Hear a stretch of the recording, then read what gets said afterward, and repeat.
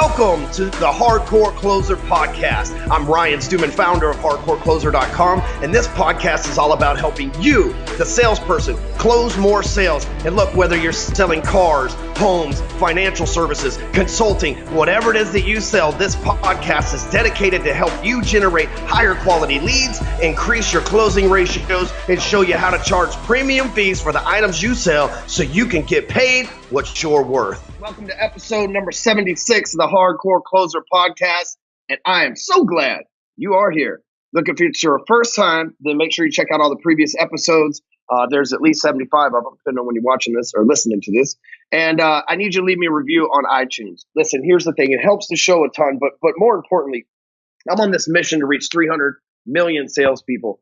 And not just like reach them and like, I know I've got this smooth, Barry White voice that y'all just love hearing every single week, but to be able to alter their thinking so that they can change their lives. That's my goal. And I need your help. And one of the major ways that we get in front of a lot of people right now, it's 50,000 people a month or so, is by going to iTunes and the podcast and leaving us a review. If you're listening to this right now and iTunes, just like click the center button, the reviews, and leave me a quick review, man. It does a lot. You can pitch your business. You can tell how awesome a salesperson you are. It's not about me. I'll read whatever you put out there. We're about to find out what the next one says. But I just like that is a huge thing for us. It helps the show out so much. It gives us optimization inside of the podcast deal. And every single week, that's the sale that I'm trying to make. You're like, well, what's this dude selling on the podcast? I'm trying to sell you into leaving me a review, just like this one from our friend JGL Josh Lewis. JGL Josh Lewis. That's like a rapper name.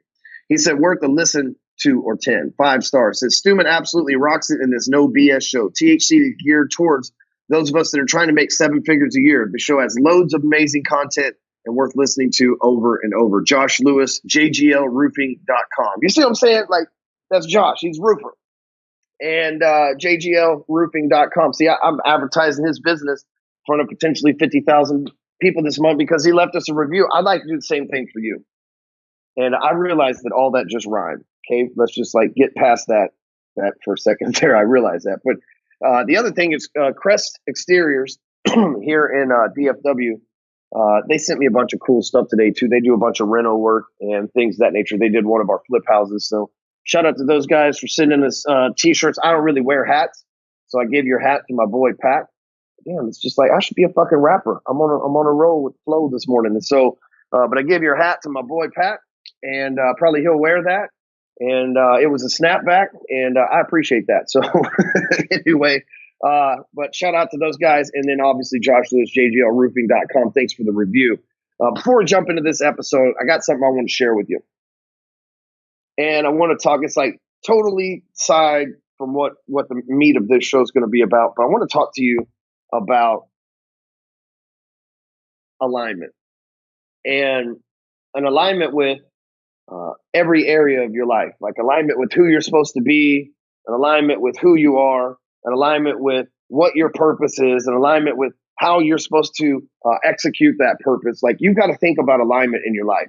A lot of us, we say that we want to make 7 figures a year or 10 figures a year, or, as many figures as you can count to, whatever, right? Like a lot of us say that, but the problem is it's out of alignment with our thoughts. Right? Just because we say that we want to make $1 million, but our thinking's like, bro, you're really not worth $1 million. Like a lot of us, especially salespeople and entrepreneurs, we devalue ourselves. We say, I want to be a millionaire, but deep down ingrained in your head, it's like, man, am I really worth that? I'm not worth that. Your parents weren't millionaires. Your grandparents weren't millionaires. You don't know any millionaires. How the fuck are you going to be a millionaire? And what happens is we roll through life and we're out of alignment. Our mouth saying one thing, our brain's thinking another, and our hands are doing something completely different. And what happens is this causes mass confusion, not just to the people around you or potentially sales prospects or audiences or family members or friends or whatever, but internally. Because if your mouth's saying one thing, your brain is thinking another, and your hands. So in other words, if you're saying you want to work like a millionaire, but you don't think that you're worth $1 million and you are lazy, right? Or you're not working as hard as someone who wants to be a millionaire, That's three contradictions internally within inside of you. That's way out of alignment. And I wrecked my Ford truck not too long ago, and Liberty Mutual made that a horrible fucking experience for me. I've since cut them off and will never do business with them again. 5 years I paid those cocksuckers and never had an accident. And someone hits me, somehow it wound up being my fault. I was in the goddamn parking lot. And then they lost my truck for 2 months. Like, nobody knew where the fuck it was at. And this is a $75,000 fucking truck. Like, I don't just have some fucking, like, a work truck. This is a bad motherfucker. And anyway, getting a little off topic there. But anyway, so part of the problem was when the dude hit me, he hit me in the back, and I was in the parking lot, and somehow the shit was my fault. But I guess they're still disputing that fact or whatever. But anyway, the dude hit me, knocked the rear wheels out of alignment. Well, that's just one in a truck, and I'm no mechanic by any stretch of the imagination. Hell, my insurance company lost my truck for 2 months. So when I drove that truck from after being hit, I drove it home, parked it in my front yard so that, not in the yard, but in front of the street so that the tow truck could come and pick it up. I just wanted to get it away from the scene of the accident. And after I'd collected the gentleman's information, exchange, and been through all the formalities, right, I had to catch an airplane. So I went and parked my truck, hopped in an Uber. But when I drove that truck, man, it was hard to steer it straight because the back wheels kept making it want to lean to the right. And the problem was I'm driving this truck and I'm fighting against the way that it wants to go and the way that I want to make it go. So not only were the wheels out of alignment with the base of the vehicle, but it's out of alignment with me, the person that's supposed to be operating this vehicle. It's out of alignment with me as well. And it made it difficult to go home. I mean, I literally wrecked this thing a half a mile up the street from where I'm at, and I was worried if I was even going to make it home. And so in order to get into alignment, you have to have your thoughts, your actions, and your words line up. Those are the three things that matter internally: your thoughts, your words, and your action. Because if you're going to say it, you got to do it. And if you are going to do it, then you got to be able to take the action. You got to think that you can do it. You got to be able to take the action as well. So when it comes to alignment, if you're out there right now and you're listening to this and you're like, shit, I'm saying I want to be a millionaire, but I don't think that I'm really worthy of that, right? And you got to ask yourself, if this shit's triggering you right now, you probably need to pay close attention. But here's what I do know: that there's a way to get in alignment, and I don't think that you can do it alone. I think that you've got to fall into an alignment and in a cadence of others to where you see what that alignment looks like. Because right now, if you have no examples in your life of what a millionaire looks like, other than these fake ass motherfucking Lamborghini driving people on the internet, not everybody that like rents a Lamborghini and takes pictures with it's fake. My buddy, Dan Henry, he's really got a Lamborghini. I got a couple. John Rood, he's really got a Lamborghini. You know what I'm saying? So I'm not trying to like hate on everybody that has Lamborghinis. A lot of that shit's fake. A lot of it's like Rick Ross in that song, "Your Idols Become Rivals." He's like, I really thought you motherfuckers owned them cars, right? Except for he sounded a little bit heavier than that. But, a lot of people rent their shit, showboat, and everything else, right? And so they're out of alignment, but you look up to them as your like mentors and idols and shit like that, and they're out of alignment. How the fuck are you going to get in alignment? But see, I believe that if you're going to get in alignment, you got to get in alignment with the right people at the right time, the right place. You got to step into this cadence. And I've created that cadence. And if you don't know what a cadence is, that's like in the military when they're all like, left, right, left. They're all singing to the same beat so that they are all in alignment together. You see what I'm saying? Like it's a universal fucking code, this alignment thing. And I've created something that will allow you to align yourself with millionaires, people that are doing multiple millions, 7, 8. There's even guys in there that are making 10. Some of them, there's a guy in there that his company that he owns is worth $350 million.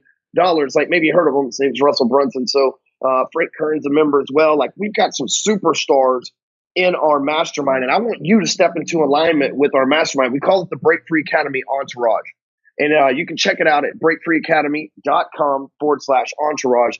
Come get in alignment with us. Come step into the cadence with us. If you're lost, if you're confused, if you know that you should be paid more than you're getting right now, but you're not sure how the fuck you're going to get it there, invest in yourself, join our program, and give me a chance to put you in alignment and change your thinking, because when you change your thoughts, you change your life. Let's get into the show today. We're going to talk about 5 daily routines that all top sales producers have. And, there's this thing in life that makes us habitual. They say, and now I believe it, but they say that it takes 21 days to create a habit. And a habit's like, going through a routine and all that. It's like a routine has to be something that is habitual, right? Like, because routines are like, nobody wants to live a mundane routine life. You hear that a lot, right? People complaining about, my life's so routine. But coming from a guy that had to do time in prison, which that's your whole structure of doing your time is a routine. Just like the military, your whole structure of time is, at 5:30, you start the chow run. At 8:30, you're out there on the bowling alley ready to march in Kate. It's like the whole thing, right? So it's the same thing. You've got to create these routines. And so what I've done is I've studied top producers pretty much my whole life. I mean, I've been one pretty much everywhere that I've ever worked. Not pretty much, for sure, everywhere that I've ever worked. And I've surrounded myself, obviously, as of late, coaching top producers. And so I noticed there's some routines that all of them go through that separates them from the average producers. I did a video yesterday on my Facebook page, a live video. You can catch it. It's on the Hardcore Closer blog now. It's called How Hard Are You Really Working? And the thing about this blog, though, or this video, is I was listening to Joe Rogan. He was talking about Conor McGregor training versus training for a competition, right? So he's got to train for a fight. Like, he's in a competition with Floyd Mayweather this month. He's training 10 times harder because he's in this competition versus when he's in the off season, you don't know who he's going to fight next. You just like training to maintain. Well, I think a lot of salespeople are that way. They're just training to maintain, right? They have no routine. They're just like, when I wake up, I hit the gym a little bit.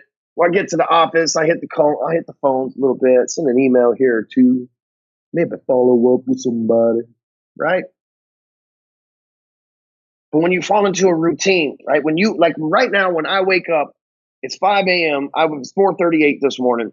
I wake up, I go make myself I drink Spark from Advocare. I'm not endorsed by them, nor do I sell it. I buy it from somebody at retail, full value. I know some of you listen to this and sell Advocare. Like, why in the hell would you want to do that? Because I'm not associated with them, but I like the shit. And I drink my Spark, sit down, answer some emails till about 6:15, and then I drive to CrossFit, work out. That's 3 days a week. On Tuesdays and Thursdays, I don't go to CrossFit. I go to the gym and swim. So I do like cardio. So I swim and run.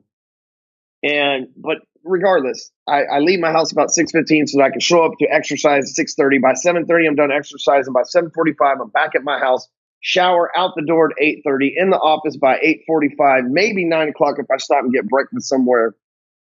And as soon as I hit the office, I got a list of things that I got to do every single day. I check my schedule. That's been my routine for 7 years now. Running my day before I get to the office, and before having our professional office here in the high rise, my office was in the penthouse in my old place or in the office in my house. Regardless, an office is an office. And then I have my entire day planned out. And so here's what I do know. That routine has allowed me to earn millions of dollars at this point. It served me well. It's never let me down. But it's a routine. It's a habit. It's a habit that I wake up at 4:30 to 5:30 every single morning with no alarm clock needed for the last 8 years. And probably longer than that. A lot of times I'd set an alarm before that. I haven't set an alarm in years. Before that, I used to set an alarm, but I would usually beat it up, right? Like I would usually beat the alarm. I wouldn't beat it up. You know what I mean? Anyway, I'm a little dark there on you. But so let's talk about the routines that you need to put in place for yourself on a daily basis. If you're not a top producer, these are the kind of things that will put you in that category. If you're already a top producer, this will put you in the category of untouchable if you're not already doing this stuff. Y'all with? All right, number one, set goals. I know every business coach, sales trainer, mentor, whatever you want to call them, I know all of them say the same thing. Got to set goals, got to set goals, got to set goals. I like to think of it as a little bit different. My goal every day is to get through my calendar, right? My calendar on my phone is where I keep my schedule. So I use this little tool called Schedule Once, and I'm not affiliated with them. You can go to meetme.so, and it's a tool where you just send somebody a link, and then they sign up and get on your calendar. So anytime somebody says, "Hey Ryan, when's a good time for us to get on a phone call?" I send them this link. Saves me a shit ton of time. Also, my assistant Lindsay and my VP Pat and Amy, my VIP, my wife. We got married last weekend, so that's fucking cool. Yay me! And she's really hot, so I think I scored. And she's really cool, so she lets me touch her butt. That's a big plus too. And anyway, so they have access to my calendar, and so they can log in and add shit. So like, as my PR girl goes out, Courtney Blair, she's awesome. Courtney at zippycontent.com. If she goes out and sets up podcast appointments and interviews and things like that for me, Lindsay puts those things on my calendar. And so every day, I may not know what's going to be on the calendar, but all I have to do is look at it as soon as I wake up, and I'm like, okay, the first appointment that I have for the day is at 9 o'clock. And so my goal every single day is to get through my schedule. Some days my schedule has 2 or 3 things on it. Most days my schedule has 50 fucking things on it. Yesterday, I came into work 7:30 in the morning, was in the office. I'm sorry, 8:30 in the morning, was in the office, and I left about 8:30 at night. And some of you, that's just like a normal day's work. But when I got home at 8:30 last night, I wrote 2 blog posts and did a bunch of other stuff that lasted me till about 10. And it was weird working from home, to be honest, because I hadn't done that for a month, and last night was kind of awkward. But my goal is every single day to get through. So it's not like I say, hey, today I want to make 5 million, or today I want to make 5,000, or today I want to do this, that, and the other. My life has been predetermined by the things on this calendar, and my entire goal is to get through those things, because those are the victories. It's like, okay, I got the first one done, the second one done, the third one done, the fourth one done. And they're in time frames on my calendar. It's 9 to 9:15, 9:15 to 9:30. I'm on a fucking relay race all day long. It's hard. So that's my goal, is to get through the shit. When I do a CrossFit workout, that motherfucker's hard. My goal is to get through that shit. Which brings me to number 2. Because if you set a goal and you have a plan, you got to do the work. A lot of people got a plan, set goals. I want to be a millionaire. Motherfuckers working like they want to be a thousandaire. You know, a lot of people set goals and they got a plan, and they say, well, here's how, that if we can make $83,400 a month, that we can pull in a little bit over $1 million a year by following this plan, and then they don't execute it. You see, the difference between some Ivy League college educated fellow making $500,000 and me is I put in the work. That's all. He put in the plan. I put in the work. There's plenty of people that went to Harvard and Yale. They make a lot less money than I do. And I'm not knocking those people. The difference is they went to get an education. I went to get an experience. And so that's transferred over. And I've noticed every self-starting top producer that I have ever met is willing to do the work. And when I was in the mortgage business, there was a guy named Rick. Man, he was a great dude. Me and him were always back and forth. And like, he would win the most units and I would win the most volume. Then the next month I might win the most volume and he'd win the most units. Like, we were always back and forth on our numbers. And it was rare that either one of us completely dominated the other one. We were competitive. We were good friends still today, but just competitive as fuck, man. But I noticed the thing about him and what made him so successful, and he's still highly successful at mortgages. But I realized what made him so successful was someone could walk in with a stack of fucking problems and he would fucking do the work. While everybody else would go stand outside cubicles and complain about the leads and everything else, Rick would do the work. You know, I've got top producers now that sell mortgages or real estate. And if I ask them, it's like, hey, you know, what do you think made you the top producer in your area? They'll tell you, I had a plan and I did the work. And guess what? 97% of statistics are made up. So 97% of the people out there, I don't know the fucking right percentage, but I'm just saying a lot of the fucking people out there, they set goals, but they don't do the work. And so when you do both, it's a fucking lethal blow to the competition. It really is. The third thing is top producers every single day, they stop when they're done. You know, a lot of people will work all through the night and they'll look up and it's like, oh shit, it's fucking midnight and I'm tired. And then the next morning they got to get back up at 5 or 6 again. And now they only got 4 hours of sleep and they drag ass all day. And then, you know, they end up falling asleep at their desk and they can't catch up because they're tired and they can't force a smile on their face for their prospects because they're worn out.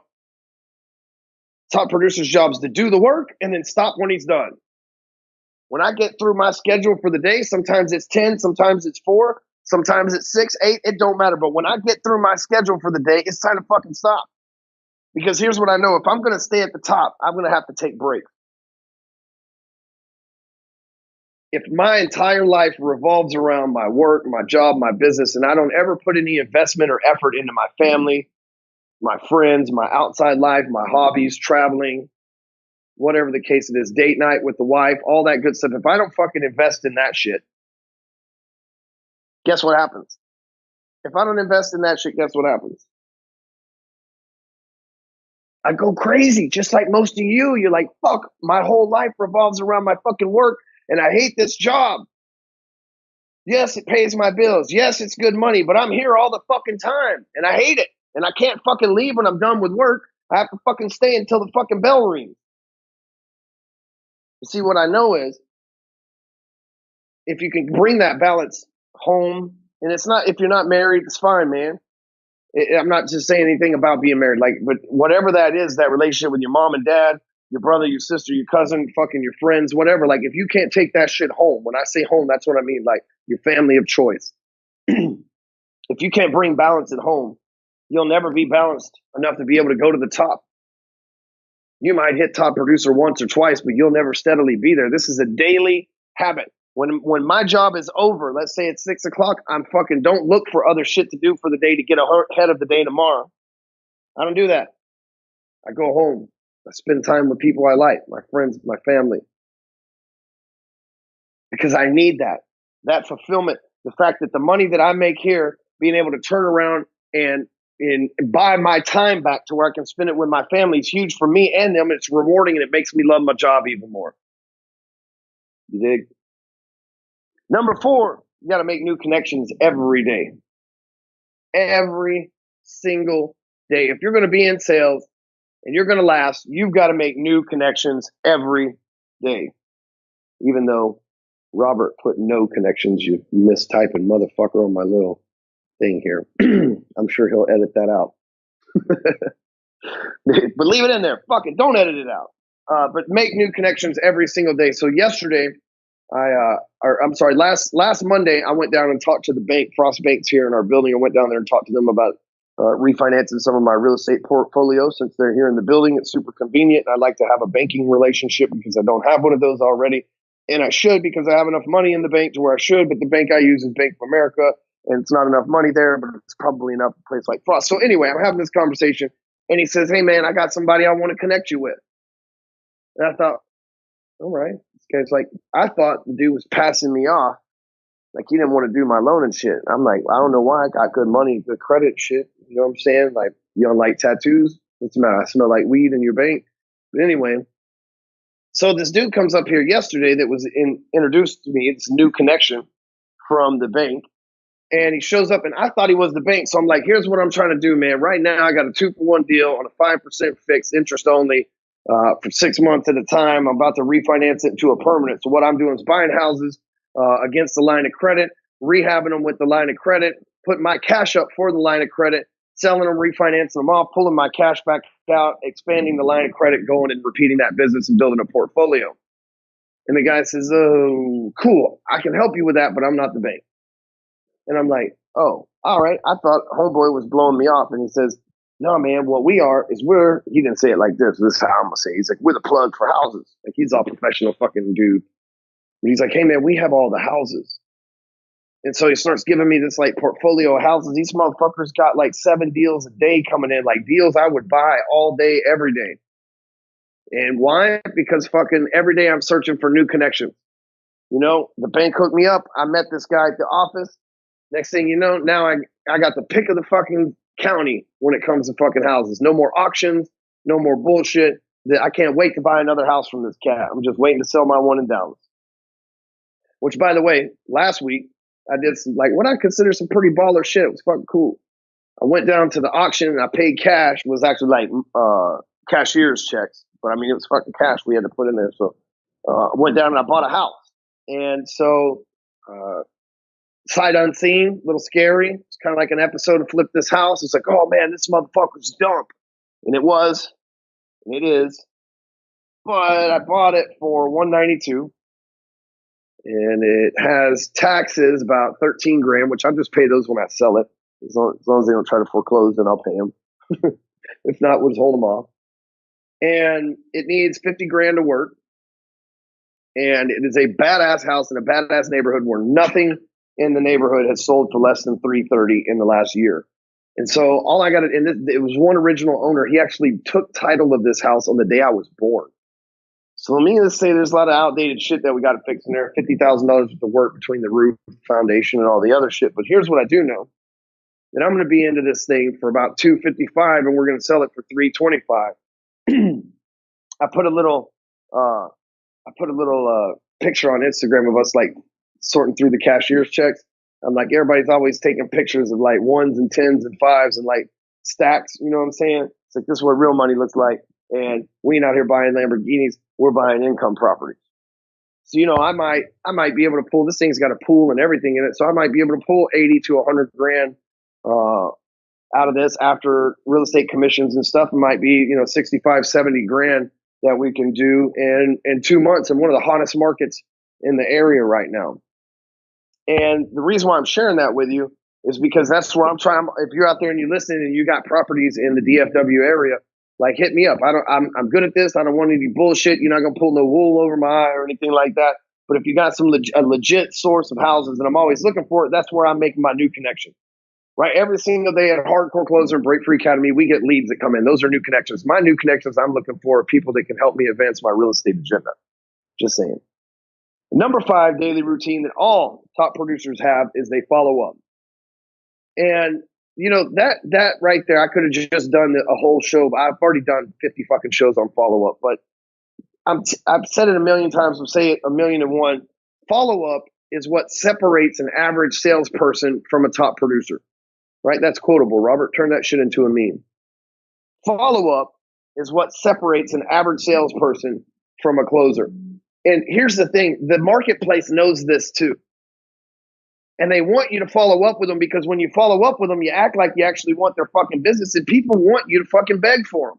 And when I say beg, I don't mean like, come on, man, give me your business, man. I'm talking about they want you to fucking work for it. They want to feel like you earn their business. They want to act like they fucking want it, like their money matters. So many people fucking treat you like your money don't matter. You go through the fucking place to get food and they're like, you know what? You leave them a tip. They don't even say thank you most of the time.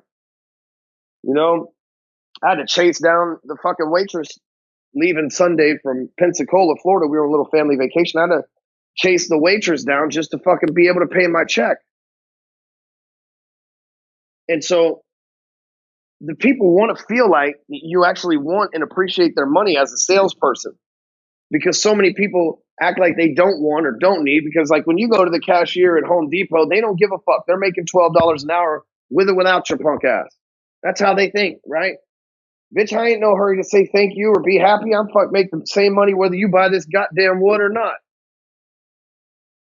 Motherfucker. Maybe your Home Depot's a little bit more friendlier than mine. But the average prospect runs around and everywhere everybody treats them like shit, doesn't follow up with them, and doesn't give a damn. I know, like, there's probably 10 things that I've called just this year alone where I've wanted to I can give you an example, a live example that's on my mind right now. I follow up because I'm a motherfucking closer. And so I'm looking for my bookkeeper. She's a little overwhelmed. We're making we're moving a little too fast for her. She's having a hard time keeping up. Great lady. She served me for about 3 years, but these numbers are getting a little bit too big for her to keep up with. And so I had to find somebody else. And she is retiring anyway. And so I got a friend of a friend, very famous friend of mine, very wealthy friend of mine that does a lot of similar shit that I do. Matter of fact, he does everything that I do. We're like almost identical, except for he's a lot better at it, have been doing it longer than I am. And I know that this is the accounting firm that he uses. And so I'm like, okay, this is the accounting firm that he uses. I'm going to hit them up. Well, I hit them up, filled out a lead online, never hear from nobody. I follow up, hit them up, reply to like the introductory autoresponder emails. They came up trying to give you guys some money. What's some money?